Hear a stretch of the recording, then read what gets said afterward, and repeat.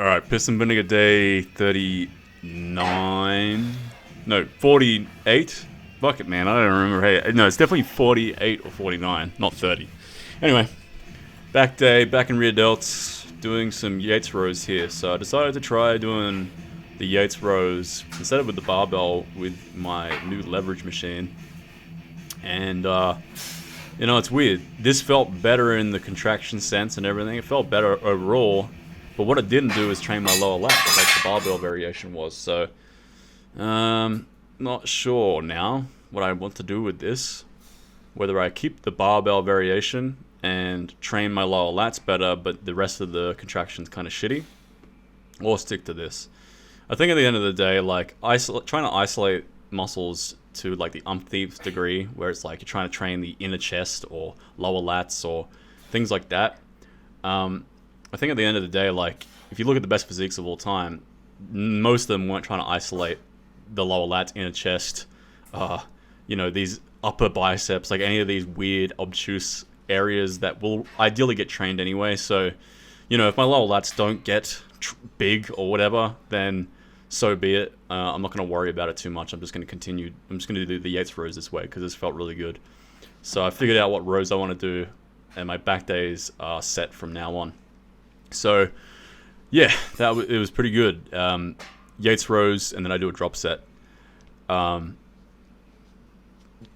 really, food for thought is you can only train the muscles so specifically. Like, with the chest, for example, obviously you can definitely train the upper and lower chest because they are segmented into different fibers and leverages. Although, when you do a flat barbell bench press, you are going to train the whole chest as a whole.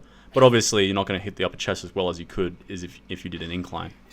So I think the same sort of thing goes for back. Like, you train the back relative to chest in the same way, in the sense that you do a chin-up or a pull-up for your lats specifically, and then you do a row more for the rhomboids, rear delts, teres minor, major, lower traps, and stuff like that. Even though they both train, well, the pull-up doesn't train those muscles, but the row does train the lats too.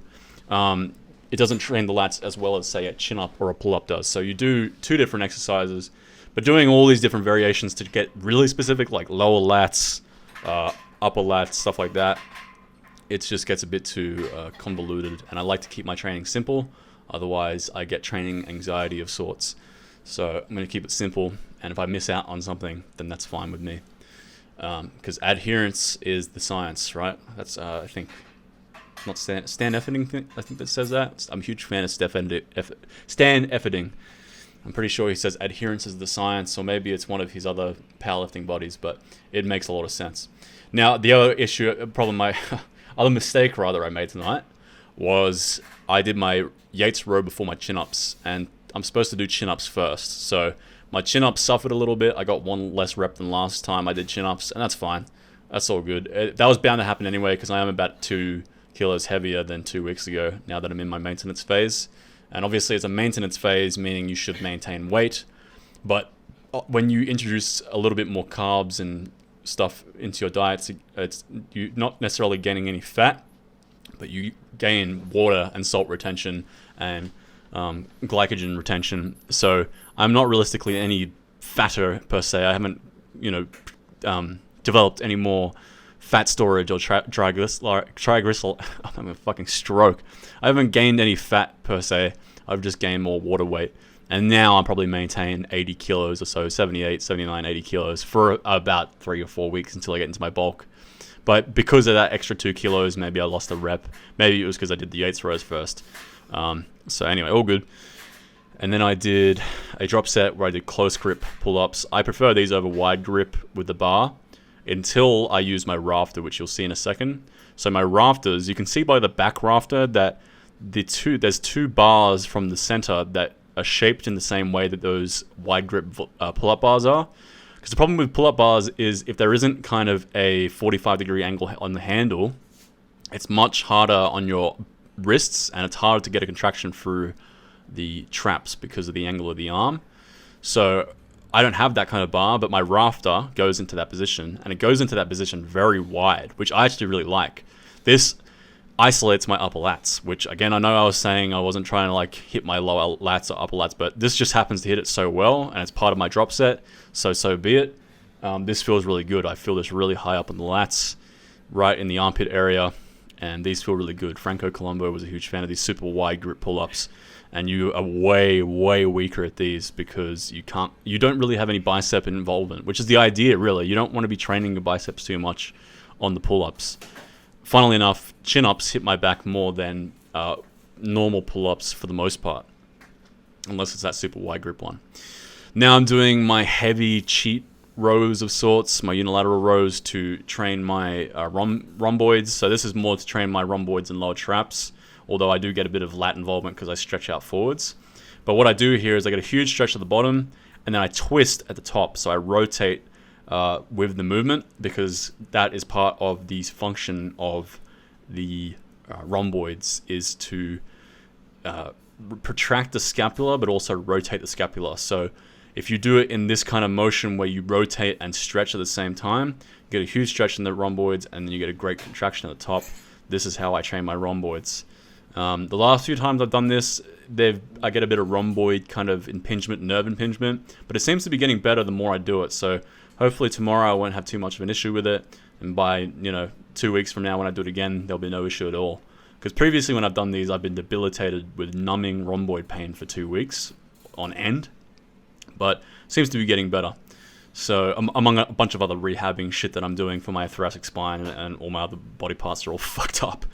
But this is a really good way of getting that kind of upper back thickness, getting those rhomboids to push your traps out, because the rhomboids, they live under the traps, but they push the lower and the lower and mid traps out. Much like the rotator cuffs, people underrate how important rotator cuffs are for pushing the teres minor and major, which is a rotator cuff, pushing those and the rear delts muscles outwards. Any muscle under a muscle will push that muscle backwards. Same with glute medius and minimus, that will push your glute maximus out. So you don't want to underdevelop these muscles. You want to get them strong. You don't want to ignore them, rather.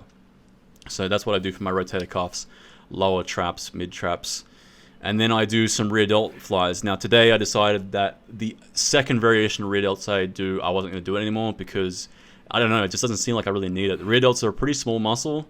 They already get trained indirectly through rows and pull-ups, and I just feel like this movement is better than the second movement I do anyway, which is the Dorian Yates kind of cheat rear delt raise. I don't know, I didn't see the point. My lower back and lungs would give out before I could do it because I was so bent over. So I just decided that I'd only do these, and I just do a few more drop sets, a few more rest pauses than normal, and that's all I really needed. Because the rear delts, it's like the chest, right? You do your presses and then you do a fly, but you don't do 2 flies unless you're like some volume retard. Like, you only need 1 fly to really get that stretch overload in the pecs. You don't need necessarily 2 flies. I mean, I guess, yeah, if you're doing upper and lower pecs, like lower pecs flies and then upper pec flies, sure.